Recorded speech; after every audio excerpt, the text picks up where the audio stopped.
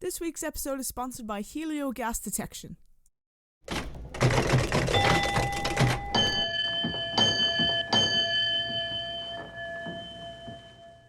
Okay, I'll go live then.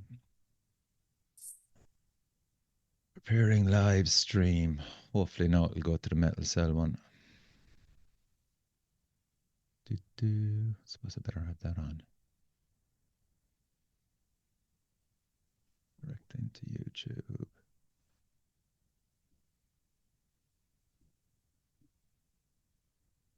He's feeling nervous for some reason. Okay, I think we're good, yeah. Yeah, we're live. Cool. Okay, excellent stuff. Rightio. Okay, everybody. This is the Metal Cell Forums, the March edition. I have Joe, I have Danielle, and I have Howard with me tonight. And thanks everybody for tuning in, or slowly tuning in. It's a really good topic tonight, and we have to give Howard the credit for choosing it. About the positives and negatives of losing band members. Now, the only thing is, like, we didn't specify, is it through drink, drugs, or being an absolute, excuse the word, cunt? But we can kind of rope all that in as well, along with just kind of members probably just losing interest as well and doing their own thing. Life gets in the way of it as well, lads, doesn't it? And that's probably the most obvious reason, is life gets in the way, or the most common reason. I think all the other stuff, drugs or whatever, it does happen, but I don't think it's the norm really from bands that I understand. You know, it's usually somebody has a child or got married or is trying to pay a mortgage or has a new job or promotion or something. It's usually something really fucking mundane. Yeah. Sorry to disappoint everyone. You know what, hard, it's like, before bands get a chance to get addicted to drugs or die or whatever because they're super famous or something, loads of bands, members leave because they're in Sainsbury's that morning, or Yeah.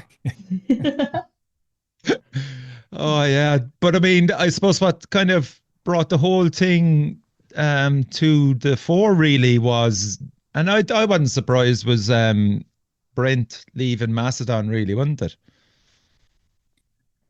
Yeah, I mean, it wasn't like you could kind of see over the years there's been a bit of a struggle there. Yeah, it's not something that seemed to affect him too much, but like, you hear the stories of Mastodon getting ready to play and he's nowhere to be seen 10 minutes before they go on, and they're kind of going, is he going to show up or not?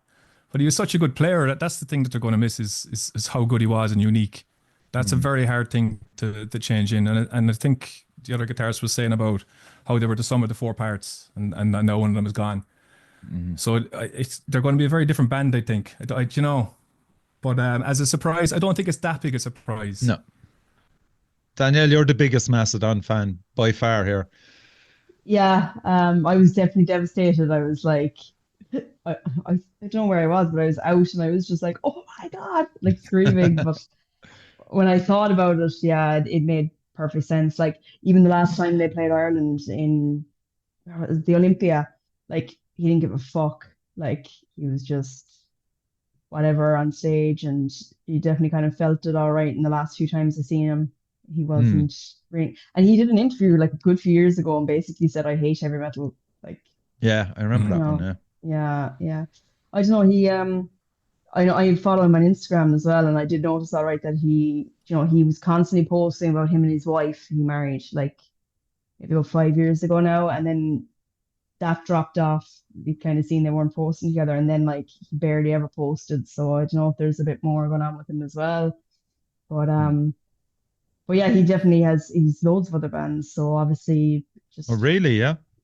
yeah, Fiend Without a Face. Fiend Without a Face. Yeah, and there's a few. I think he's in 3 other bands, something like that, and they're all playing together one night soon enough. I think it's around this week they're playing. I'm sure I saw Fiend Without a Face. They're the 3-piece, is it? No? Yeah, they played Cork 2008 in the Savoy. We were playing that actually, Five Will Die. Hey, and wearing it tonight, kiddo. Repping Five Will Die. Thank you. But there were a 3-piece at the time. The other guitarist was in hospital with some sort of blood infection or something. I can't remember what it was. But he was a very nice guy, from what I remember. We were doing a sound check, and he came out to after us. I didn't realize he was at the side of the stage watching what we were doing. And we were talking about the rig that I had. And I remember back then I had a solid state Marshall MG and a really terrible Epiphone. I was kind of embarrassed by it, trying to justify it, But he gave me some advice on tone, and he just said, with a JCM, you can't go wrong. JCM 800 or 900. He said that's the amp that you can't go wrong with. And I bought a JCM 800 about a month later, like 4 weeks after it. But he was a wild boy. We went back to Fred's afterwards, and the first thing he said was, "Does anybody have any mushrooms?" Yeah. Fucking hell, relax. Yeah, and fucking hell, normally if it was in a different pub back in the day, there'd be no problem getting mushrooms. Like he was in the right city for it. Oh yeah. Did you meet him as well, Danielle? Outside of Savoy as well. Different time they played. Myself and Dave from Appenham. That's the first time I met Dave from Appenham. It was just the two of us standing outside the Savoy waiting for all the band members, and he was really sound. Actually, all of them were really, really nice, which I was surprised by as well. They say don't meet your heroes and that, but that was one of the occasions where they're actually sound. Yeah. But I don't know where the band are going to go now, like in terms of, I suppose for the last while he hadn't contributed as much to the songwriting, and it's just, they're not going to be able to play the likes of Oblivion and anything that he's heavily, that he's heavy vocals on, because he can't replace those vocals. No, that's the thing. And the new dude they got in is absolutely fantastic musician, but I don't think he can probably sing or contribute in that side of things. No, I'm not sure. They're touring with him anyway at the moment. Yeah, I think it's just a temporary replacement from what they've said. But he seemed to have done a bit of backup vocals all right, but I don't think he can do like Brent's singing. It's very unusual type of singing. It's not even kind of singing, it's kind of more, I don't know, whining. Yeah. Yeah. Class. See, I suppose kind of from the outside, it kind of seems like one of those things where you're like, why would you want to stop doing that? And like kind of people said the same thing when Jason Newsted left Metallica. They said like, why would you leave that band? But if you had like a huge bank balance and you knew you're only going to live for another 30 or 40 years, you might just say, I want to do something else, Mm-hmm. Yeah. I mean, like, it seems positive anyway amongst all the members. All the statements released seem very amicable, and kind of there's an understanding there. I think that everything's okay. It's not another neurosis or or a daughter situation or anything like that. It's just a parting of ways.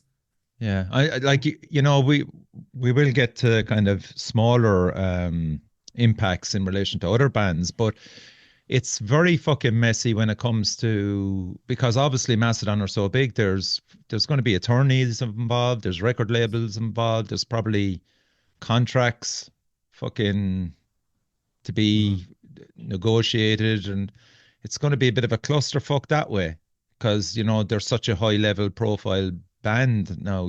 That's a bit of a fucking mare, all right, to navigate endorsements through. Now and things like that are going to become an issue, and so, but as long as the band are getting on with each other, I think things like that will iron out in time. Yeah, something you don't think of, I suppose, when a band makes a big like that there's a lot of legal issues involved.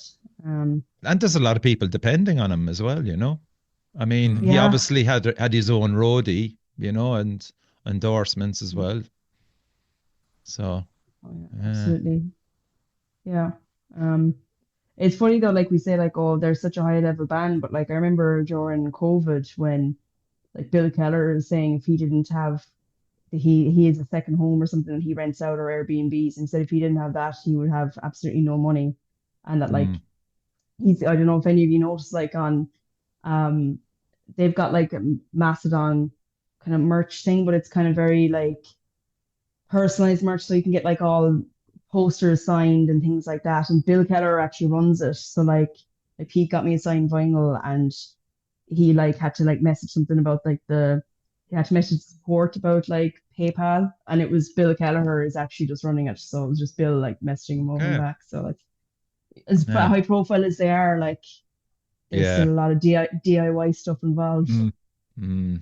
Yeah, it's, and him leaving as well, where does that leave the band in relation to popularity wise? Do you think have they peaked at where they are at the moment? with a member going now as well? I That has don't to be. think so. I think they're, they're such good musicians, a lot of them. I think it's going to be a very difficult job for whoever steps in, because you're trying to mix this all. Do you play in a style, or do you play in a new style, or what do you do? You're trying to find someone who has their own thing going on, but at the same time can do the old songs in the way that they were done. It's a hard thing to do, but it's. I don't think the popularity will. I think everyone's going to be tuning in out for the next Mastodon album to see what the new player is like and what the new songs are like. And I think that's where it's ultimately going to go. And there's going to be a lot of pressure on that album, but I have a feeling it's going to be a banger. What do you think, Joe? Yeah. Do you think fans will rally around the band after losing a member like that? Like sometimes actually in bands' careers, you can get like a little golden period where kind of they might end up getting someone totally left field. Like you could have Devin Townsend coming in and playing guitar for an album, something like that, where it's like it's an interesting interlude. So, but yeah, as the guys were saying, they're such a popular band. I think people will be hugely interested in what they're doing, no matter what. And the guy obviously he didn't want to be on the road, or he didn't like the guys, or whatever the reason was. He just said, "Listen, I don't have to do it, so I'm not gonna do it." I Yeah. don't know. It's a tough one, like because he had a stage presence as well. And I've seen Mastodon how many fucking times. It's just always been the case that I just, instead of looking at Troy the whole time, I was always looking at Brent. Yeah. Just to see where he was, in what level of fucked upness, and and yet how is he pulling this off the whole time? So like there's that element where fans were rooting for him the whole time. So I don't know what the impact will have on their fan base. For watching him myself, the thing I remember most about him is he was always on the edge. Yeah. And that was part of the attraction of it. It could go one of either way, but 9 times out of 10, he just pulled it out of the bag in the most spectacular kind of way. Yeah. And that's going to be a hard thing for someone to replace, being on that edge, because no one's going to come in preloaded to be on the edge. You're going to come in, you're going to try and be a nice guy and not get too drunk and not get too fucked up, like. So you're going to lose that edge for sure. But they might gain something in the process. If they might gain something from that sort of being a bit more zen around things. They could do, yeah. Or they could, yeah. I'd say that they can't go as a 3-piece. I'd say they'll always be a hard gun. They're too technical I anyway, think so, aren't yeah. There. Yeah, they've a new album written, and he hasn't contributed anything to it. And apparently on the last album, the double album, he only wrote 2 of the songs. So Okay. he's kind of been weaned out as it was. I suppose that Mastodon kind of, the advantage that they have is that like all of their albums, even though you can listen to them and say that's definitely Mastodon, all of them have their own like unique sound. Like you can put on a Mastodon song, go, oh, that's definitely off the Cracked Sky, Yeah. that's definitely off the Hunter. So I suppose that bringing that to a new album, I think will give him kind of an advantage with losing a member, that it can have its own unique sound, and that's okay. Yeah. Any people throwing in comments there, Daniel? No, not that I can see it. Maybe I can't see it, but no. Okay, cool. Okay. Like, I mean, yourself, Howard, Partalon is a revolving door of musicians there and still continues to be. Maybe just talk about like how difficult it is to kind of get a new member in and settle them in, and trying to contribute to music that yourself and Alan have always traditionally worked on. I suppose when we kind of made that decision very early with Partalone, that it was always going to be expected that people wouldn't last long, if that makes sense. So we kind of had it set up for that initially, because we kind of had been through the rigor with Five Will Die and previous bands going back 15 years to that point. So we kind of knew to not linger with people too long and all that kind of crack. So we're expecting a 2-year turnaround all the time, even with the current lineup, even with, it's just the way that it goes, like, because it's not easy to go jam fucking 9-minute long songs and, writing fucking 9-minute long songs and all that kind of stuff. It's a lot, and it's a lot of commitment and effort.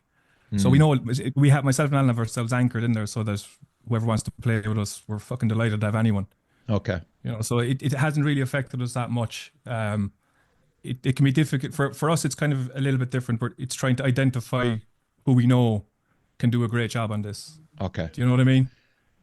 And would It's that like necessarily the guys you be? know. Would that be just solely for a live performance more so than songwriting? No, it's really tailored towards what we're going to do in the studio next. Okay. All You know, right. live performance. I think that covers itself for Right. Partholon anyway. I know it's different in other contexts, but for us, the live show is I'm going to do what I'm going to do. Whoever's with me is great, but you know, myself and Alan have been doing it for so long. We're just going to do our thing. Okay. But for us, it's not about getting rid of guys. It's about who's the next guy going to be. Do you know what I mean? It's always kind of trying to think of guitars for the next 8 songs, Okay. or think of a bass player for the next 8 to 10 songs, kind of thing. So we're lucky because we're set up for that. But Okay. in previous bands, trying to get guys in and trying to get a feel for someone, it can be really difficult because you just don't know. It takes so long to get to know someone, Yeah. you know. And when I look at the bands that I'm in, everyone that I'm in a band with, I've known more than 20 years, like, which is crazy to think. You know, Yeah. Tomas is probably the guy I know least, and I've known him 10 years now, you know. Yeah. What about G, Joe? I mean, it took an age for what's his name on drums to become a member. Was that just Chris? Yeah, was that just trying to get to know him and get to figure him out, and band interactions? Kind of, I guess, because you know, we were all such great mates and had known each other for such a long time that it was important that we got somebody in who was on the same wavelength, you know. But he's got a Predator tattoo on one arm and a Terminator tattoo on the other arm, so we were like, okay. Perfect. But I'm sure a lot of people probably said the same thing about this, is that we've been on the go for 25 years and we've never fired anybody. You know, anybody who's left the band has left because of, as Howard and Danielle were saying, like, real life stuff happens, you know, when people have other things to do. And whenever you're a teenager, it tends to be that you have to go and see your girlfriend, or, you know, you have something very minor to do. And the older you get, the more your responsibilities kind of get in the way, you know? Yeah. I mean, especially with Gamma Bomb, the musical skill set must be highly. Man, it was one of those things that, like, we kind of knew from the offset that we were not going to be able to find anybody in Ireland who would be able to play the drums, you know. And, like, we were hoping that there was, like, maybe there'd be some person in fucking the Midlands that we'd never heard of or something like that, or in Donegal who was unreal. But we literally went through everybody, and, like, we even kind of, like, auditioned some people we knew weren't going to be good enough and stuff like that. But we kind of knew how to go and look internationally to find somebody, you know. Yeah. I was just. And that's not saying that Ireland doesn't have. There's amazing drummers all over the place, but it's like a very specific thing. If you need somebody to be able to play like exactly like Dave Lombardo, then it has to be that. You know, you can't have someone who can't play the parts. You know. Yeah. Would you agree with that, Daniel?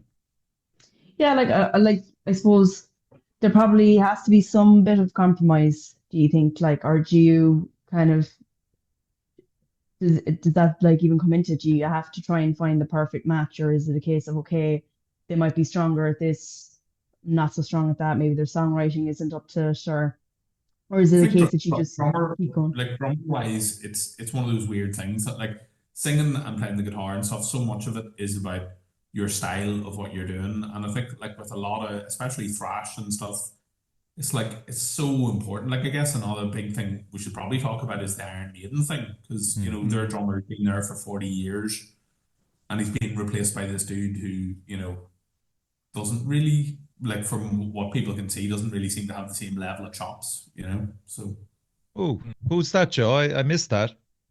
he's the guy from British Lion. Oh, sure, that's Steve Harris's band then. Yeah, and he was in a band in the 90s from England as well. But you know, this could just be conjecture, but he always plays like a one tom kit kind of thing, and like he doesn't seem to be the same kind of drummer. Yeah. So Yeah. Nick McBrain is just drums all around and Yeah, like, it'll you be know, even his setup alone. It's part of the spectacle. You know, we've got that yeah, fucking rack of madness in front yeah, of him. It's actually a great example of what we're talking about, Iron Maiden, because I mean, like at the very start, Paul Diano Mm. transitioning then to Bruce Dickinson, and lots of fans were left behind with the Paul Diano um, phase, and never took to Bruce Dickinson. And then Bruce Dickinson leaving and Blaze Bailey coming in, Liz and Bailey. you know, yeah. like Iron Maiden fans have been through the rigor with member changes. What's his name? Guitarist Adrian Smith going as well. So Yeah. that they're an example of perseverance, really, isn't it? I think they're an example, a bit like Metallica as well, of the band being bigger than it's than I think so. than its Yeah, some of parts, I suppose. yeah, I guess there's this giant runaway train situation where it's going to happen anyway. Doesn't matter who's attached to it. I think with Iron Maiden, Metallica, and the likes, that's generally tends to what happens. AC/DC as well, maybe it just becomes this huge machine, and mm, you can chop and Oh, change and throw yeah. people in here, and they'll retain the popularity and the appeal. Yeah, and like it's so the most difficult thing people usually say is replacing a singer, yeah, and Mm. Iron Maiden and AC/DC and like Black Sabbath with Dio and stuff. Like back in the day, it seemed a lot easier, when bands did it, it always sort of seemed to work out well. Mm. Whereas, yeah, it's more difficult, sure, these days, isn't it? mm. And Like I I think mean, down a local level too, just to go back yeah, to what we were talking about previous, is when someone is not working out in a band, I think it becomes very obvious very quickly. You can kind of see it coming, you know. It's never really a surprise anymore. Maybe at the beginning when you go through it the first 2 or 3 times, but by the fifth or sixth time, you kind of see it coming and you feel it coming, and you tend to make a move towards just having that discussion before it becomes a fight, I guess, you know. yeah, yeah. Like I mean, again, there's always the consideration, even from a local level, when when one band member leaves, it's the identity of the band. It either becomes clearer, and you focus more on the strengths of them. You know, Yeah. um, I was shocked there when Stuart left the Crawling. Like a three piece, like that's even more significant than a band Mm. that have got 4 members or 5 members. When a three piece lose a member like Stuart, I was just going, holy shit, that's a bad one to lose. And they got one in, and as you said, keeps going, but there's a lot of examples in the Irish scene, even Jack leaving Carosa there. Yeah. Um, it's going to be an Yeah, interesting one. that's a tricky one, and I suppose every instance is different. But when you look at the Croza kind of void, that's a very hard one to fill. Yeah. Because Jack was such a big part of the live show. Mm. He was a big part of the face of the band for a long time as well. And he did a lot of podcasts on here in the beginning too. Yeah. So yeah, he's a great. big void, isn't he? I've been racking my brain on that one for a long time, and I really can't come up with anyone. You don't think yourself will jump in, Howard, to help him? If I didn't have a fucking You need a bigger set of pedals, first of all. Sending the love to Jack. Yeah. Any comments, Danielle? Yeah, we have a few in there. So Kirk and Alan are apparently off to Menra in a few hours. Enjoy, They're lads. no way. they're packing, the Kerry boys are packing their lunch. Enjoy the boys. Yeah. Worst change is a singer for me, Sonus Martus. Says Mark Russell said he was genuinely so sad when Stuart left. Hmm. Mike Carroll, well, Mike, Mike saying, well, lads. And Sonus Martus again, Fear Factory cloning their vocalist, or what? Or are they just a cover band now? Fuck. Yeah, that's an Yeah. interesting one. All right, Kev. That's Kev from Sonus.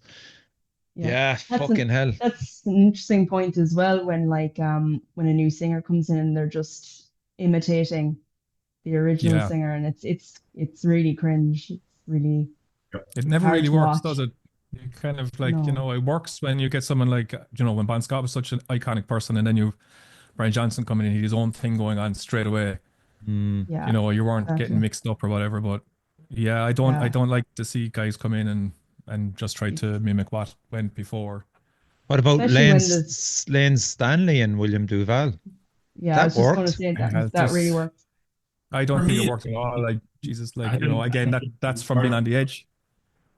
it kind of felt like for me that like Jerry Cantrell, his vocals were so good that he should have just clearly been doing all the singing, and they didn't need somebody else, like to do it. Mm. Like I loved his solo albums back in the day whenever they come out, and I saw them live a couple of years ago, and they sounded good and stuff like that. But like I didn't think that he was a worthy replacement. Well, you couldn't replace him, but I think No. he's actually kept the band alive, William Duval. Yeah, and some of the Especially, songs were very good. Look, Yeah. well, fuck it all day long. You know what I mean? But it goes back to that edge, Richie, that I was talking about earlier. Being early Alice in Chains, those vocals were on the edge. Oh, you yeah. can't replace that No, No, place that guy was in at that time. That's definitely a very not. hard thing to do. It's no disrespect to William Duval. I Mm. mean, I'd go see them, but it's Yeah. not the same thing to me. Yeah, I seen Stone Temple Pilots in Copenhagen a few years ago, and it was. I don't know if anybody has seen their new singer, the latest singer, but it's like embarrassing how much he's trying to be like she. that. He, Oh, I he. thought you said they got a It's female embarrassing. singer. I was just going, No, wow, gonna, all right. no. Maybe they should have got a female singer. A female singer would have been much better. It's like Yeah. it's just trying to imitate, like how he had like those really Yeah. unique movements, Ah. like almost like he was uncomfortable in his Snaky, own like. skin. This guy is trying to almost do the same thing. and I That's was like- embarrassing. Fuck I was off. like this. I was like, you're not a cover band, man. Like, Big cosplay, fucking. What about Joe? Can you comment on Journey? Journey, yeah, the Arnold PL guy. Yeah. He is good, but again, he's actually been there so long now that he can't hit the notes that he used to be able to. Like, Wow. they get a new version of him in. Like, and it's so weird. All these bands, like Foreigner, where every single person in the band has been there since 2004. Like, there's no original members at all. Like, Yeah. Yeah. Bands like Toto as well, who just have a fucking revolving door of whoever's available. But it's such a fucking it's such a weird one, that kind of thing, where you see bands going around with such a diminished original lineup, and like it can really tell if this band doesn't have their original guitar players or songwriters, and they're out there kind of making music that doesn't even really sound like their old records. Not a good Yeah. scene. Like Ugly Kid Joe was kind of similar situation. They Yeah. came back and wasn't as good. I then you think have the likes of like. Sorry, what you going? no, I just to end that point is what you're saying with there, Joe, is that I think the fans will always give him a chance, a second chance, if not a third chance, when they're in the town or city. They will go to him, but you can only get away with it for so long, and ultimately, a fan will look for new music, and if the new singer isn't up for it, and it's especially about the new singer, really, we're talking about here for the moment anyway. If he's just a bluffer, man, forget about it. Like, Yeah. Yeah, you can only go so far until you become a covers band. exactly. Yeah. Or get found out one way or the other, Yeah. Daniel, were you going to mention Sepultura there? But did I see Yeah, I Sepultura on was, your yeah. lips? Yeah, Go yeah, on, that's go exactly what I on. was gonna say. But I'm not the biggest Sepultura fan. Like, I haven't gone down that rabbit hole because everybody's always telling me I love them. But everybody says that their newest album is incredible, and Yeah. I've seen them live before, and Jesus, Derek outstanding. Green, man, owns that Unbelievable stage. stuff. He's a Oh really good my God. frontman. Yeah. Yeah. Much better than live. Max Cavalera. Live, I think, for Live. sure. But I suppose to me again, it fucking doesn't really feel like Sepultura knowing him for so long. Their impact in the late 80s, early 90s was fucking huge. Like, it really it was, but they were massive, spent. They were spent after Roots. That was it. It'd been the fallings out and things Yeah, like that I were mean, documented at the time. See, it's grand. Like, I know everybody has their own opinions on Sepultura, but like, up to that point, it was just, you could see where Max was going with this, and it was shit. It was really shit. And just you know, Soulfly was where he was bringing it, wasn't it? You know. he was, yeah. And so, you know, when Derek came in and oh, the drummer, what's his name? One of the best drummers ever. Joe, who's the replacement drummer for Igor? It was Eli Castle. Eli. Slimpak guy. My God, those Derek Green and him, the two of them, what fucking replacements! Like, I tell you what, man, that album that they brought out in about 2020, whatever it was called, Quattro or whatever, it yeah, was fucking amazing. Really, really, like, as good as their, like, sort of kind of Arise type material, you know.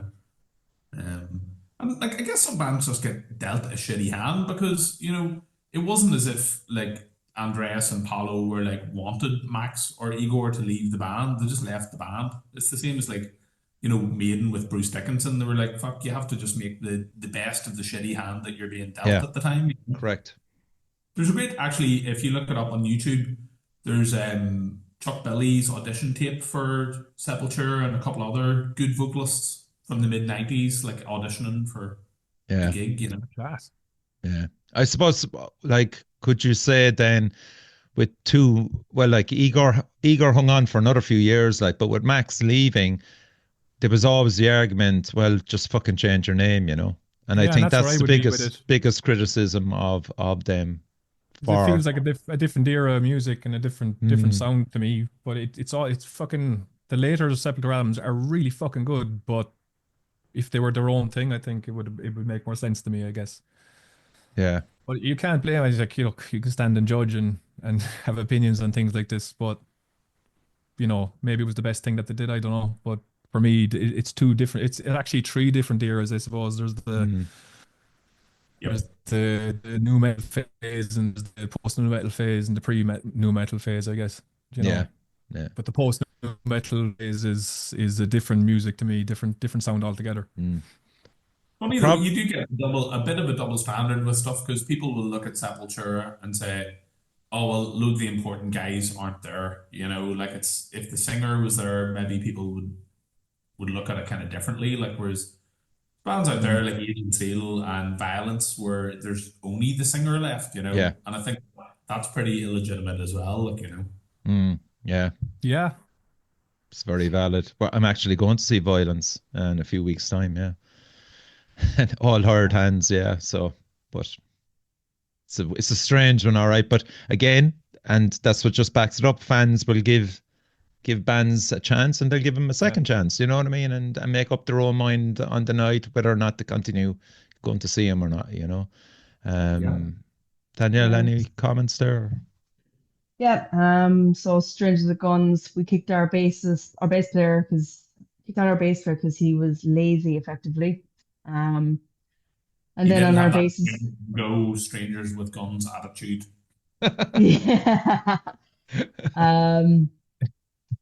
So they kicked the bass player out because he was lazy. Okay. Basically, yeah. Wow. Then on the basis search, they realized compared to everybody available, they made him look great in comparison, and we asked him back. Cool. Our Raw Heart, Cot, Stone Temple Pilots is the new singer, good voice, but he tried to move like him. Duval is smooth, he fits, but obviously no comparison. And Kvelerchek, that replacement worked really well with the new singer. That's a good example. Great example. Curious Case of Axl Rose and the Chinese Democracy, and Violence touring band is a bit of an unknown for me. It's Pa. It's Pa Murphy. Come on, Pa. Yeah. Let's talk about probably a guy that has it down to fine art of getting rid of band members, Mr. fucking Ghost himself. Tobias. I'm very shocked that you want to talk about Ghost, Richie. Let's talk about Ghost for a second. Do I sense a bit of a smug attitude here, Richie? Not in the slightest. This guy should be working for fucking Putin. You know what I mean? I get it though. I get where he's coming from. I mean, he's never pretended to be anything other than a guy who gets hired He's or he's guns a to come fucking in. pretender. Yeah, you're dead right, Composer, Howard. you know? That's what he is, first of all, a fucking pretender. But anyway, go on. So yeah, you get guys in and you compose them, make the music. Bowie's a Oh bit like my that. He'd come in and fucking here's the song, here's the Don't chord compare structure. that We've prick got to 3 of us to get Bowie. it right. Do not compare him to fucking Bowie. How dare you? Where's that fucking mute button? My God, Bowie. Oh, Jesus Christ. I don't think though it's kind of one of those things like Ozzy's band at the start. I don't think anybody else knew that it was a solo band until Mm, it started getting popular, and then it was like, Yeah. okay, actually, these are all fired. We're gonna get them 200 fucking night guys, you know. Yeah. I think that's a big criticism I have of him, that ultimately it was a solo fucking act, no matter what way you look at it. Like, Richie, you have a lot of big criticisms of them. have I? You leave Ghost alone. I love Ghost, by the way. I think they're Yeah, fucking great. they're great crack, but they know what they are. Yeah, They're that's not No, trying to he do knows. something. It's not they. It's he. It's he. Oh, It's a fucking solo project. Bowie. Oh my fucking God. Joe, can you believe what just happened there? Like, Shocking, shocking to the. He's but like a Freddie Mercury in his solo phase, You know, like it is a normal thing, isn't it? Like for people like whoever it is, Michael Jackson or whatever, you hire the best bass player or the best, drummer Yeah. for the style of song that you want to do, and that's kind of how they achieve it. Something else that's probably worth saying about this is that I think 20 or 30 years ago, Ghost would have been a band, and it's now just because of the financial landscape of being in a band, it's so much more, and same kind of thing with Hell Ripper. It makes so much more sense for people to just do it themselves and then hire guys, and you know that you're going to become a millionaire instead of a hundreder. yeah, actually, great example, Joe. Hellripper, James. Yeah, big shout out to James. Doing it on his own, and getting in mates that fucking can bring it like live. They're absolutely fantastic live. And it's a difficult type of music, as you well know, Joe, to play that. And he seems to have settled on a decent lineup, and they're another band, Danielle, that are heading upwards. absolutely. Sure, they're on, aren't they on that Bloodstock winter? There's a winter version of Bloodstock. I think they're playing that. Oh, They're sorry, yeah. playing, yeah. There's loads of they're doing a lot of festivals, I think, this summer as well. So I'd say give them another maybe 3 years. I think you could really see them. They're rise, and it all depends, I suppose, on the next release. But Oh yeah, yeah. yeah, You were Check really them out, I suppose- haven't heard them at all. you were really impressed with them, Joe. I mean, you've done a tour with them as well, like. Yeah, and like I'd be like mates with James, like class, very, very, very, and I guess like he's just a dedicated dude, and he knows exactly the kind of style of music he wants to do. It's like let's make like a Bathory album that sounds like Ride the Lightning or Master of Puppets, like Yeah. and that's pretty much what a lot of people in the metal community want to kind of hear at the minute. So fair dues, dude. Yeah, I just throw this out to you as well. Like, it's an opportunity for collaboration. Losing a member might open up space for other artists to come in and bring new influences and ideas into a band that maybe kind of are stagnating. I love see stuff like that where the Pogues did a tour in 1990 and Shane was lamped and couldn't do it, and they got Joe Strummer to sing, like, or things like AC/DC with Axl singing, like, even though at the time it seemed kind of weird, it's one of those things that in 20 years time people will be like, that sounds amazing, like, Yeah, Yeah. like the Metallica gig where Lars had to go to hospital that time, and you had Dave Lombardo on drums and a exactly. couple of other lads. And that was a once-off thing that you'd love to have been at. Mm. absolutely. Like, I mean, the biggest one ever, and we got two amazing bands out of it, was Dave leaving Metallica to form Megadeth. Yeah, I mean, look at that for a legacy. yeah. Yeah. No, man. Well, and like I guess like when it comes to lineup changes, Dave is probably the king, really, isn't it? Like he's the you can fucking Simon Cowell or Alan Sugar or Donald Trump dudes looking. Yeah, if he eventually got rid of Junior, it was always coming, really, wasn't it? Excuse the pun. But I think it was one of the things as well where he just legitimately didn't like the dude, and they're like, "Yeah, get out." And I think it was the same with Exodus and Zetro, where he's like, I don't like hanging about with this dude. I don't want to do this till I die. what did you just say, Exodus, Joe? Yeah, Oh my God, yeah, fuck's sake. It's just like musical tables there, isn't it? I guess it becomes very difficult, whenever if your original singer is dead, then you're always going to have to be dealing with like, the second or third best option. Like really, it's just like sort of, Mm. what do you do? Yeah, what about also um having a band member that's probably fucking been really fucked up with drugs and stuff? Like how far do you carry this member? Um, you know, because I mean, they would be a nightmare to tour with, more so than recording with, I would say. What's your thoughts on that? Yeah, I'd say it's an absolute nightmare. And again, it's weird. Like I remember talking to Connor from Villagers and saying, we can live in this fucking era now where you can't even afford to get addicted to heroin and die because who's got that sort of money in music anymore? I think it's something you'll probably see less of these days because people can't afford to fucking live lavish rock star lifestyles. But Yeah, Yeah, it's a tough one. I mean, I have dealt with it, but I'm not going to specify. I don't want to hang anyone yeah, out to dry at all. yeah, Recorded yeah. enough albums to have people protected and whatnot. But yeah, I have experienced it in the studio before, and the following weekend he was gone. It was Hmm. uh, it was building up to that. But you get stuck in this place where you're with a person doing a certain thing for so long, you kind of feel responsible to a certain degree. Yeah. And then, the consequences of what they're doing is really starting to affect what you're trying to do.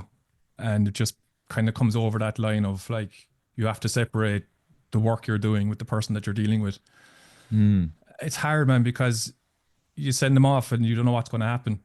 You know what I Yeah. mean? You True. just don't know what's going to happen and you've no sort of control or input. And as soon as you start to try to have control or input and as you get dragged into it. Yeah. And I mean, It's it's an emotional impact you're talking about, really, Howard. huge Yeah. because it is a very difficult thing to deal with, and it's thankfully, as I said at the beginning of the podcast, it's usually something really mundane, and thankfully I've only ever had to deal with it once, and hopefully never again. But Yeah. the vast Probably, majority of probably, times, it's something mundane. yeah. It's probably something like if you're in a band that's kind of starting to make it and you do have somebody that's affected by that kind of drinking drugs, you probably feel a certain amount of guilt and enablement. Like if you're part of what's making it so readily available, what's fueling it. Yeah, What you're saying there, Danielle, straight away, if I was in a band and that was the story what you just said there, I tried to hide it from the record label and stuff. yeah, oh, Yeah. yeah, but it's more, it's kind of like the impact it has. It It's a would still weird catch fucking up thing. with you, like, is It it, always Howard? catches Yeah. up. But the problem with being in a band is that it is a vessel for fun. It's a vessel for hanging out and fucking having the crack. You would think nothing of having a couple of beers at jamming, Okay. and you would think nothing of someone having a couple of beers at jam. You don't see it. If it is occurring, it's very hard to. It takes a while for you to see it. 'Cause, maybe by the 10th practice, and you're like, all right, you've had 6 cans at every practice. You start to kind of think about it a bit more, like. Okay. Yeah.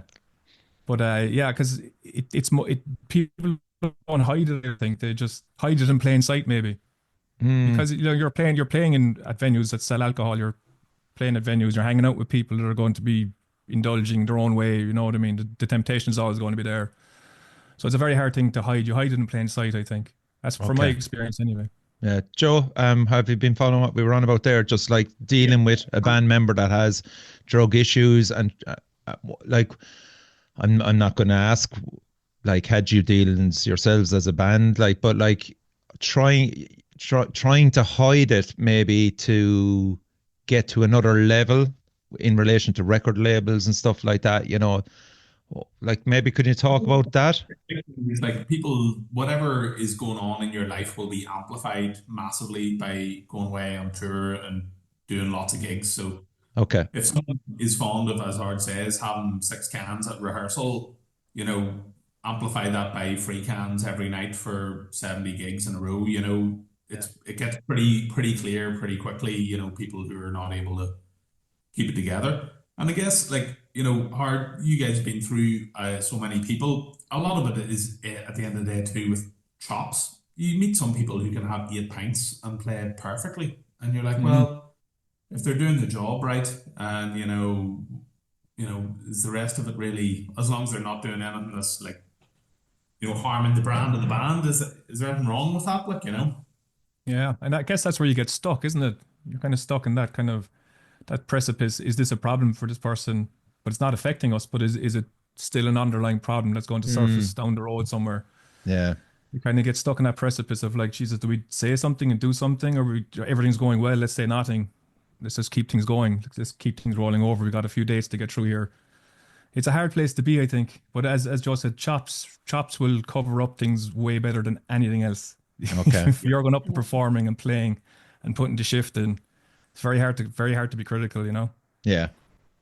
Well, exactly. That's the thing is, like, it's, I remember reading about Guns N' Roses filling their Jack Daniels bottles with tea and drinking them, and like, there was people like Aerosmith before that who weren't doing that. They were just actually drinking the Jack Daniels. So like, Jesus.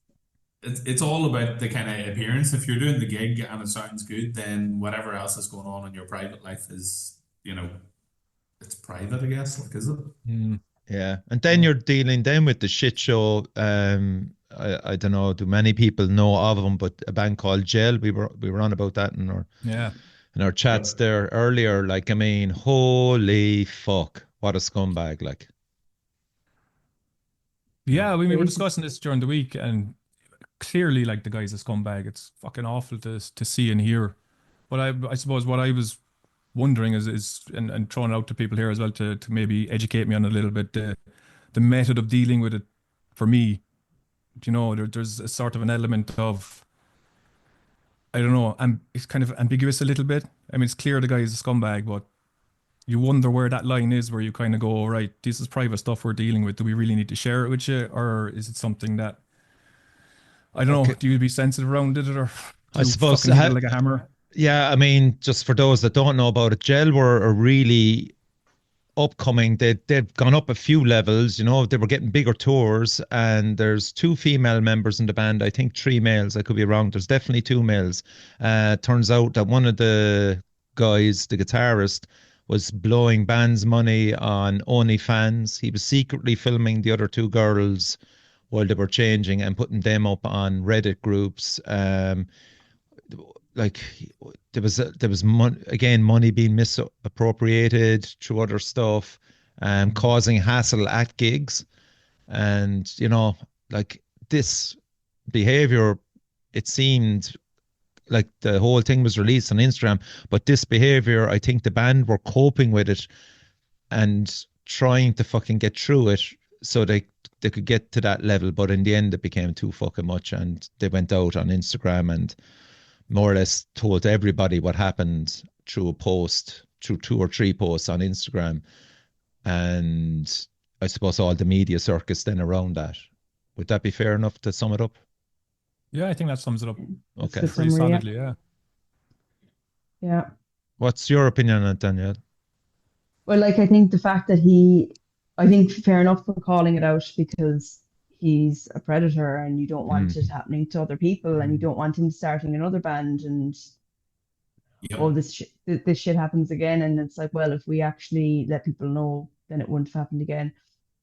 I'm devastated for the band because they were really, like, you could hear whispers of them around place. People, even they played Dolan's, and That was the from buzz, Municipal Waste. Yeah, I saw them. Yeah, they were amazing. yeah, but the buzz even before I hadn't heard of them, but the buzz before they even played was like, oh my God, Jell are supporting. Yeah. And that was a year ago. A year ago.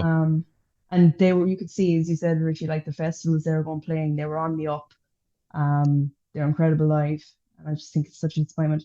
I wonder what the reason is for not just kicking him out and just continuing See, without. yeah. See, that's my point. I think there's a lot of contracts and other shit Legal. there, legal record labels, everything involved in this band because there was a lot of people attaching themselves to Gel on the hope that they could make it as well, you know, just probably Maybe managers it's and just the stuff. fucking trauma of dealing with it and having the same name. Maybe just a step Yeah. too far to have to deal with, I guess, you know. There's that as Maybe well. they'll bounce back with the four that are left and something new will come out of it. You'd hope. You'd Yeah, hope 'cause that they they'll have the continue to do talent. something. I mean, they're Yeah. yeah. I mean, I was checking them out there during the week, and they're fucking, they're good stuff. Like they're really fucking good. Yeah, It's it's sad. rare.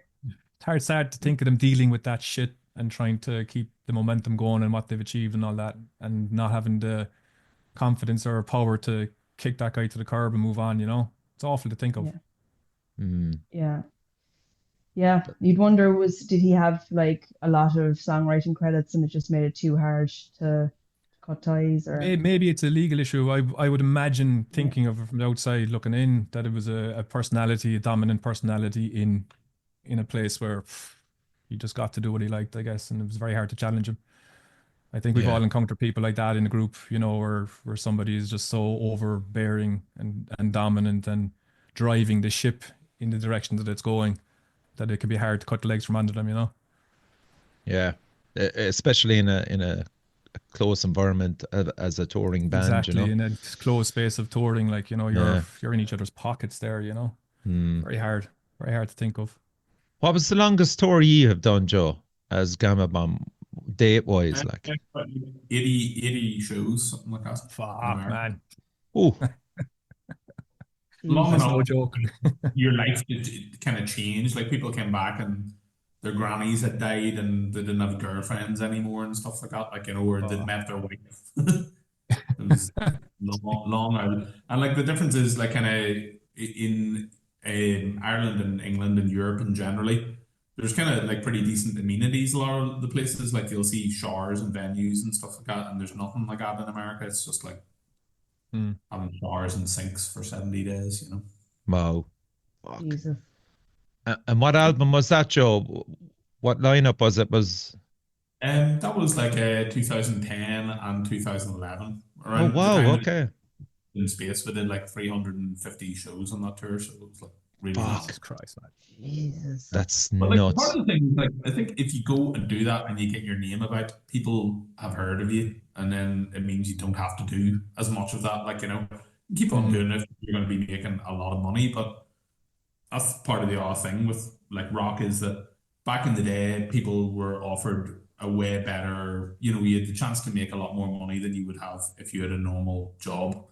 Whereas there's loads of people now who can work really good jobs and make really good money. And, Mm. you know, making 20 grand a year being in a band is not really going to compensate for that, like, you know. No, 100%. Yeah. Comments, Danielle? Anyone? Yeah, there's a few there. So Tomas O'Brien said he'll vouch for Howard's respected Bowie. He even puts him on top of the Christmas tree. Yep, he's dead right. Boy, he was on my Yeah. Christmas tree this year. Oh, okay. I thought he was vouching for fucking Tobias out of Ghost. I'm a Um, big Bowie fan. I love him. Yeah. Mark Russell, I think a lot of the early stories, it wasn't that they were doing the drugs, it was what they were doing. They were doing different drugs from the rest. So Lemmy and Hawkwind comes to mind. Okay. Yeah. Good point, actually.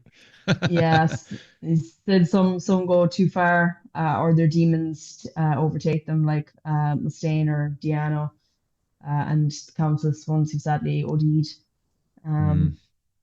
Tomas again, I think people, musicians included, have very different ideas of what a band actually is, and that's where the tension comes from. I think that's a really good point. Yeah. Particularly different to call on these lower levels where none of us are necessarily making any money, and that eliminates some clear-cut criticisms that you could make regarding professionalism. Yeah. And that's on podcast. So hi guys. Oh, cool. Yeah. All right, Gav. Yeah. I think that's an interesting point as well. Like, from certain, like, you see it in Irish bands that kind of take off. and they've probably gotten a bit more successful than some of the members originally anticipated, and Mm. they didn't probably grasp, or they had a vision of what being in a band, a famous band, not even a famous band, but a band that's making it is like, and it's not what they probably pictured. Um, so the reality probably sets in, and yeah, I Yeah. don't know, Howard or Joe, like, do you see any of that along your way? Yeah, Odd. quite a bit. I mean, look, there was a great point made there about the professionalism thing too. Is if your band is at a certain point, you're not really offering anything that you can go in and act the bollocks if you like. But that's not going to get you anywhere very very quickly or anything like that. But what was the question again? Oh, or just like like bands like Irish bands, they start to kind of make it or get big or start doing, I don't know, Yeah, big yeah, UK and then tours. yeah, I mean that's happened to us as well with Parthlone a few times. Is when you're facing down the barrel of a tour, you're facing down a big commitment in the summer to go away for 2 weeks or whatever it might be. It's everyone loves the idea of going on tour, but then you get to that point and you're kind of going, fuck man, this is going to cost me some money, and Yep. I don't know if I can get the time, and I don't know if I'd like to spend 2 weeks in a fucking van with you guys. The reality really hits hard. Mm. But then some guys love it, and from from the get go that when you're hitting a tour, they're going to hit it 100 miles an hour and enjoy it. But yeah, yeah, I get it. You were saying Joe there? Yeah, like I think it's one of these things again. Like the idea of going and drinking with your mates for a weekend sounds like great crack, and like if you're going and doing it actually for like 5 weekends or whatever, the more you do it, like it's good to try and find what the balance is between having the crack and being able to do it, and you know. Like the biggest thing on our itinerary these days on tour is stopping at M&S or Lidl to get some yogurt or something so that It's you like can have you know what, normal and food. it's a great point because we all have mates that we love seeing, for a day or a night or a 2 nights, and then you fuck off and you don't see him for another 3 or 4 months, But sharing a fucking van with these guys for like a 3 week period where all you do is see them and listen to their fucking bitching and moaning, man. Oh my God, yeah. It's the boredom, Richie. It's what And people don't boredom realize as is well, how yeah. fucking boring being on tour is. If you get to a city at midday and you're not playing till fucking 11 o'clock at night, there's a lot Yep. of time and space there to fill with conversation and hanging out and having Yeah. nothing to fucking say to each other other than talk about what And happened the watch night and watch before. and probably don't have enough money to fucking spend. Wondering, Exactly. are we going to do well tonight? Worrying about the door, worrying about the gear. Fucking, it's all boring, mundane stuff. But you need to be comfortable being bored with someone to be on tour, for fucking We've been sure. lucky though that see some of the long tours that we've done, the bands that we've been touring with have generally been pretty dead on, Okay. Mm. like there's varying degrees of like we got on really well with Overkill, but like there'd be times where, and this is no joke, our buyout, as in like your food allowance, would be 59p each or whatever. Like, would be like there's $1 each for you to go and have something to eat, like Oh So, fuck me. Yeah. Fucking hell. but So if yeah, if there's a rich kid in the band, you're kind of going, my buddy. yeah, we got per diems from the label and stuff, so we were kind of lucky to get like $10 a day, which was enough to keep you alive or whatever. But a Mm. lot of things back then, touring was such a nightmare because, you know, kind of before smartphones were really popular, or even if you had an iPod, what are they called again? iPod? Is that what they're called back in the day? You Yeah, listen to them, iPods, yeah. yeah. When, holy fuck, it's MP3s. 15 years ago.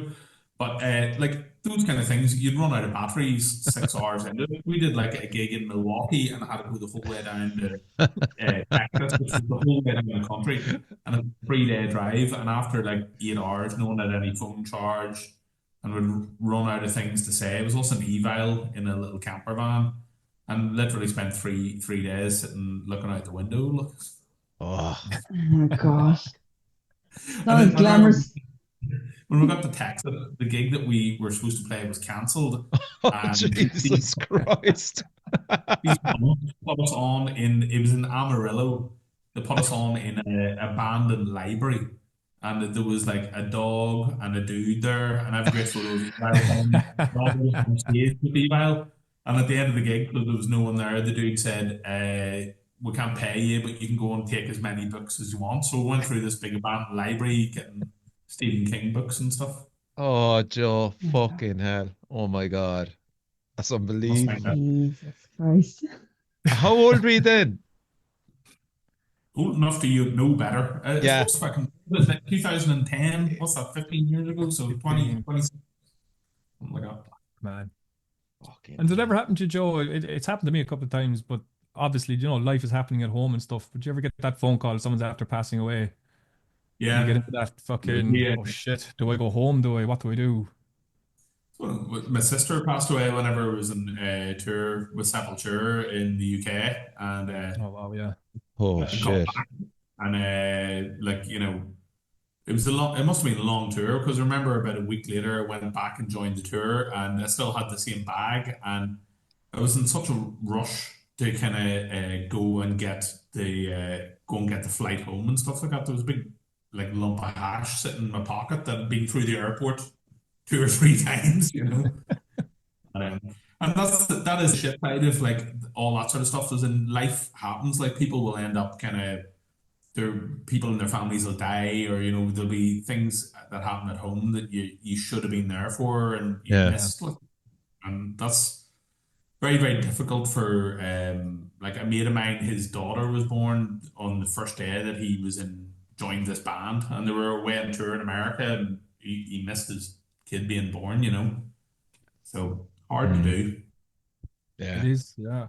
Fucking people don't see that, I guess, is that, life happens and big things in life happen. You're fucking, it takes the wind out of it all, it takes the wind out of the sails. But I presume it's the same with you, Joe. But I think you always kind of get this sense of they would have wanted me to keep going. They would have wanted me to play this gig before I came back or whatever it would be. You kind of get that determination from it as well, I think.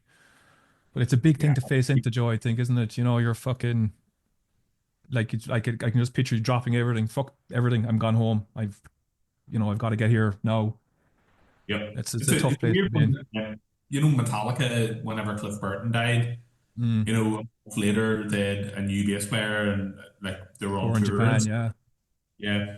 And like part of that is because the people who managed them, like Q Prime managed AC/DC and managed Def Leppard and stuff, and they kind of knew that if you let this band sit there for 6 months and do nothing, that the band would probably break up. And it's one of those things hard, like the more you do stuff together, the better everything gets on. If you sit and don't do any gigs or don't write any songs for 6 months, everyone will be in bad form with each other. You're better doing stuff Yeah, than sitting about. Mm, absolutely. yeah. Fucking Fuck. absolutely.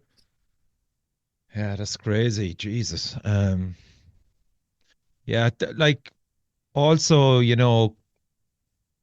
getting in a new member. Okay, so we'll say you're a four piece and you become a five piece. So you need a second guitarist in. Um, like, were you ever a four piece, Joe? No, you always had the twin guitar attack. We've done gigs as a four piece, but we've never been a four piece. Yeah, so like let's look at it from that point, just that you get in another guitarist instead of losing a member, you get in it, you gain one. Um, the dynamics again could change there, especially, you know, could the other guitarist be kind of feeling, oh fucking hell, this guy's brought in, he could just is he there to replace me, or does it work out, or I how. don't think it goes as deep as that into the thinking of it of when someone comes in, whether you're going to replace. I think most people who do music like this or play music quite a lot will welcome someone coming in that's better than them. You could kind of go, fuck it, you like that challenge of having to step up to the plate to a new guy Mm, coming. And sometimes that's why you would get someone new. You want someone to kind of challenge you and push you. What you don't want is someone coming in and dragging the whole thing down. you know. yeah.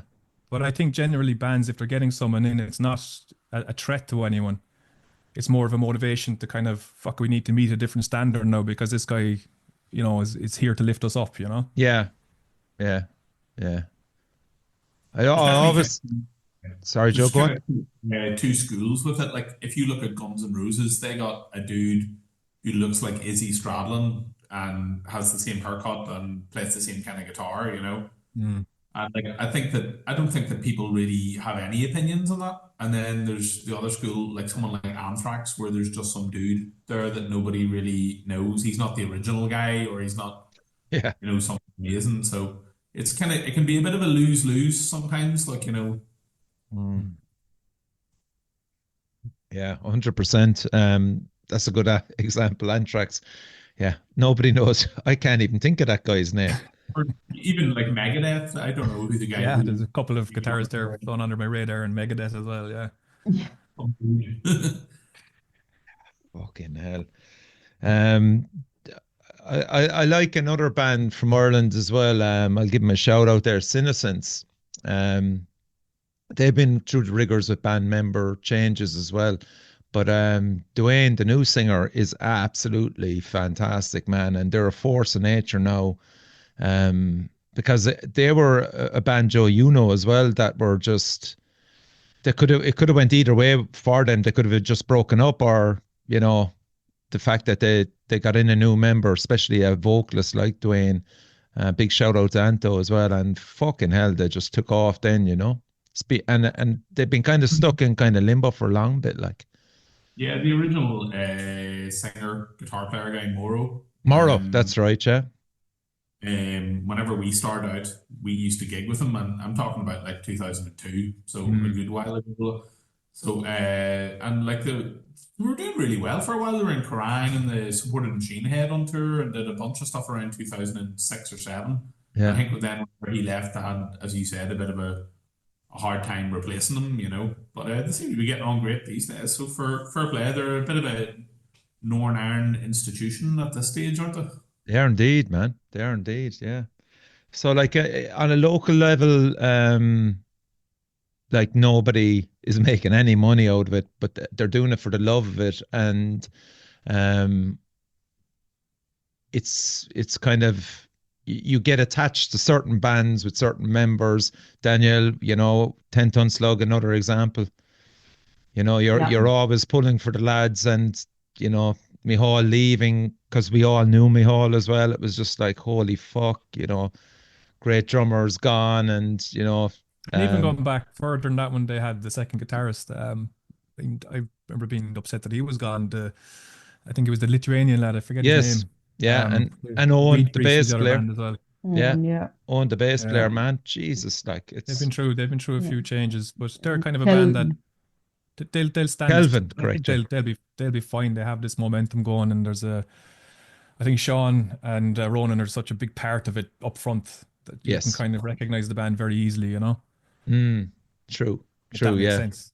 Pavel was a great addition to any fucking band, you know. Massive, yeah. Especially now with the long hair, he lets that loose. He's a force to be reckoned with as well. Yes, 100%. He's got his back. He's fucking unstoppable, like. Mark Russell was saying that Acid Age had a good few lineup changes before finding the perfect fit. Yes, great example. They have an album launching Saturday, so that should be good. I think that album will definitely be really, really killer because their first one was good, and they're they're like such a cool band. They're doing something kind of slightly individual up there, and back in the day, they had a fiddle player and like, you know, a load of singers and a whole bunch of different lineup changes, like or whatever. But yeah, they're really, really kicking it now. They fucking sound class. Yeah, and the 3-piece.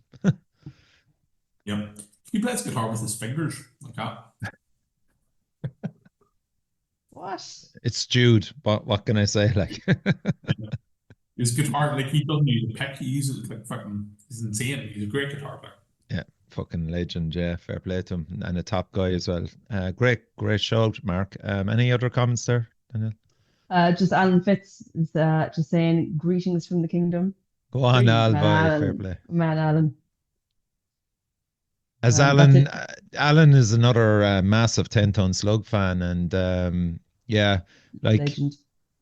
the slug will persevere through ever I think fucking curveball that's thrown at them, as long as Ronan and Yeah. Sean are They at the seem kind of helm. ready for it. Yeah. They're fairly self-motivated, I think, To break the Mm. will of all mankind. Yeah. Yeah. But yeah, any other examples there, lads? Morning Beloved, was it Morning Beloved? Back in maybe 2010, they had I forget his name. It was Frank was singing with them. He had a very distinct voice. They had a very distinct sound even at the time, and they changed up vocalists, and I think I remember it being very different. That was an example for me of I kind of lost interest in the band at that transition because of that. But I didn't really delve into the newer stuff much after he left. But that was a big shift at the time. I don't know if you remember that, Joe, when Morning Beloved changed singers. Oh yeah, it was Yeah, I mean, that was a indeed. big deal at the time. Was But indeed, and like they're another kind of institution. They've been on the go yeah, for so long, and like they're one of those bands that like have a lot of people in Ireland don't kind of realize they're hugely popular overseas. Yeah. and a huge Yeah. impact on the mid noughties, late fucking 2010s kind of period. And they only played the Siege last year, I think it was, or maybe the year before. Yeah, they played about two songs and were absolutely blitzed, which Yeah, is They were pure fucked up, car all right. crash. Pure car crash. Fucking hell. the most Morning Beloved thing that is possible to do. I don't know, were you at that gig? They played Spalpeen Fánach around that same year, and they were absolutely fucking outstanding for that. 2012, maybe 2011. Or was it No, earlier? no, it was actually the same year they played the Siege. When did they play Siege? You were on it, Joe. That was 2 years ago, was it? No, 2 years ago. Yeah, Yeah. Yeah. Yeah. Mhm. October Siege. Yeah. Yeah, they were fucking brilliant. But yeah, then I says I'm not going to miss them at Siege, and then it was fucking 2 songs in. It was just car crash. The lads were fucking demented. Like, Long day drinking. oh, I'm not many people saying this, but like it was literally because they were sitting doing a massive carry out, like sitting about bashing the tins into them as if it was going out of fashion. yeah. But I think kind of in general, looking at what we talked about, probably the biggest loss of a member is usually the front man, though. Wouldn't it be fair to say? Yeah, I think that's fair to say. Generally, is the face of the band and the voice and all that kind of stuff. Depends on I guess it depends on the music too. I mean, like the likes of Corpse Grinder and all that kind of stuff. Is it that much different than what went before? Is there a sort of a recognizable in a growl? I don't know. It's a bit harder with growling. Danielle, like you might fucking have an opinion on this, but see things like Static X, where they're getting a dude who dresses up as the dude to kind of be like a Wayne Static. What do you think? What is that? Like if Fred Durst died, would they get someone who dresses up as nowadays Fred Durst, or would it be peak Fred Durst with the little hat? Yeah. Chronic, like it's yeah, that's really bad. Like that Static X thing is just Yeah, really cringe. But yeah, that's the thing. Like, do you try and just beat the dead horse and keep it going, or do you try and go in a different direction and I don't know, put your own stamp on it as a singer? It's really hard when singer is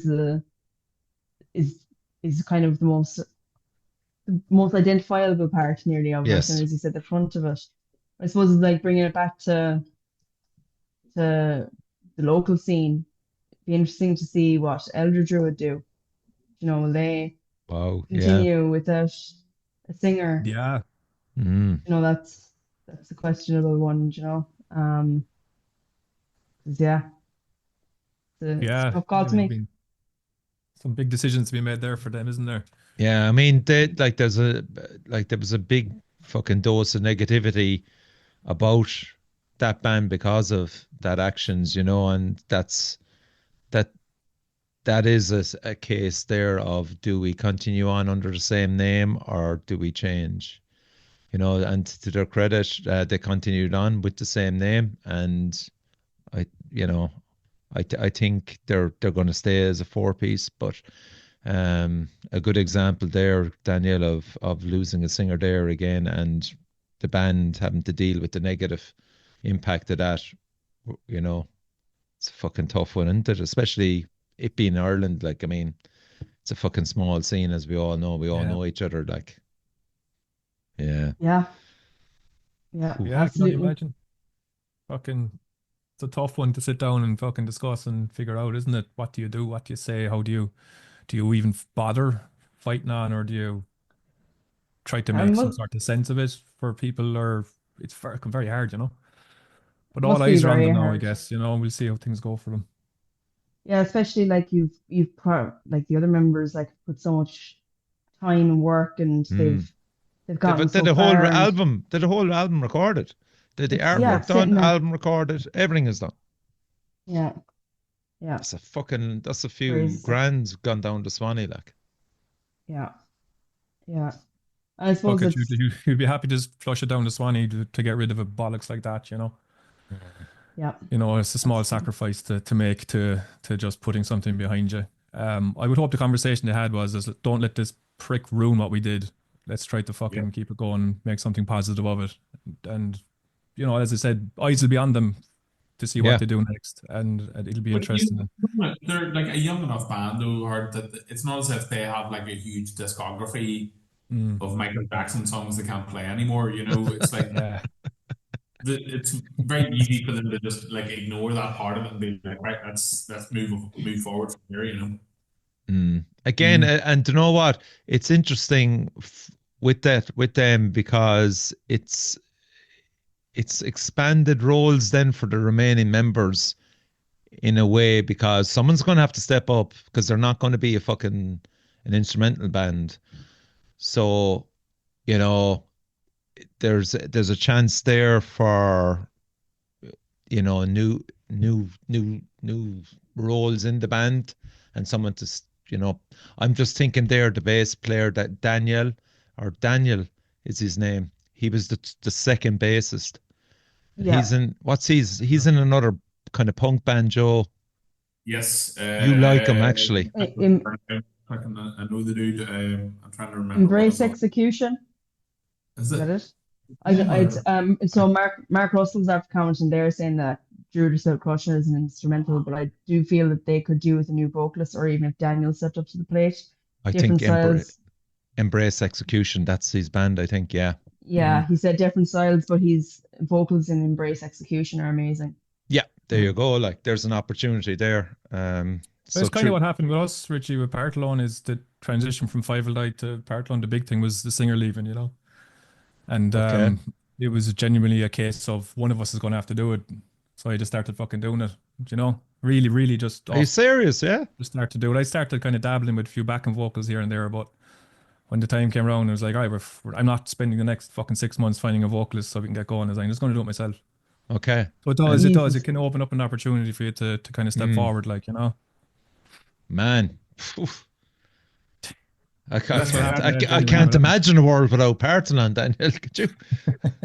I didn't do that for a couple of Gambon gigs where Philly's been sick or like whatever's going on and had to sing it, and it's like, I think some people like Hard where it feels either natural or it feels like you're just like, fucking hell, sucks. Like, Jeez, that must have been tough, Joe. Like trying to fill in those vocals That and play speed. bass. Nah, That's how crazy, the fuck man. could you even attempt it? Like, Jesus. And that's like over like probably like a 10-year period from like, I remember having to do it in like 2002 and 2008, and then the last time was whenever Philly had his vocal surgery, and then since then he's been very good. He's been a good boy. but like, how was that for you? Like, did you change your mannerisms coming into was gigs more of a because there kind was of more like- responsibility? Like, It was just more of a kind of like sacred reiki kind of singy version Okay. of the Joe vocals. With the odd, You didn't try to imitate Philly, like no. his voice would be Okay. shot in fucking 2 songs, Daniel. You couldn't. But even trying to do like his actions on stage while you're trying to play bass, like completely. Did you change Yeah. your actually clothing style because you're Yeah. more responsible. Incredibly tight linen sailor pants. You know who's been dressed up recently? He's been dressing up as a speed racer. I really like it. Like, he wears a speed racer outfit. Do you remember the cartoon from back in the day? Yeah, yeah. Oh, fucking hell. Actually, Joe, I watched that film there 2 weeks ago. I meant to text you, man, because, it's just The Lighthouse. I was expecting you to fucking show up in one of the rooms sucking on a pipe, like. Yeah, good happening. Uh, for Sea Monster, man. Jesus Christ. Did you actually watch that show, The Lighthouse, Joe? No? Did you see it?